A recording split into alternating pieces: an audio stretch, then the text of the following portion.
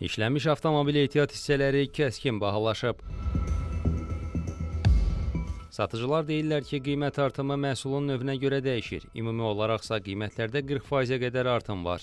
Buna səbəb kimi məhsul qıtlığı göstərilir. Belə ki, ehtiyat hissəsinin idxalında yaranan fasilə bazarda az sayda olan məhsulların qiymətinə də ciddi təsir edib. Bu gün ölkəyə ikinci əl ehtiyat hissəsi daxil olmağı belə deyim ki, yoxdur. Çünki yollarla əlaqədardır. Və bu ölkədə qalan detallardır ki, bugünkü gün satıcılar bundan istifadə edərək detalın tapılmaması ilə əlaqədar olaraq avtomobilin detallarının qiymətini 2 qat artırıbdır.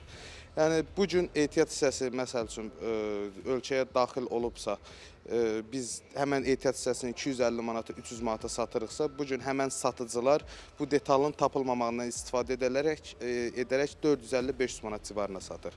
İqtisadçılarsa deyirlər ki, qiymət artımı təkcə logistika ilə bağlı deyil. Biz zaman-zaman Hörmüz boğazında baş verən proseslərin Azərbaycanda inflyasiya yaradacağı haqqında fikirlər bildirmişik. Yəni, bu avtomobil hissələri də həm alış qiymətlərinin, ehtiyat hissələrinin həm alış qiymətinin artması, həm daşıma xərclərinin artması onu gətirib çıxarır ki, son istehlakçı üçün qiymət bahalaşır. Avtomobil hissələri o vaxt düz və çatan olur ki, köhnə avtomobillər, qəzalı avtomobillər çox olsun və həmin avtomobillər də söküləndə bazarda təklif çoxalır və qiymətlər əlverişli olur. Ekspertin sözlərinə görə süni qiymət artımı riskindən yayınmaq istəyən sürücülər etibarlı onlayn platformalar vasitəsilə axtardıqları ehtiyat hissəsini özləri sifariş edə bilərlər. Kənan Qafar, Üzeyir Ağayev, Xəzər xəbər.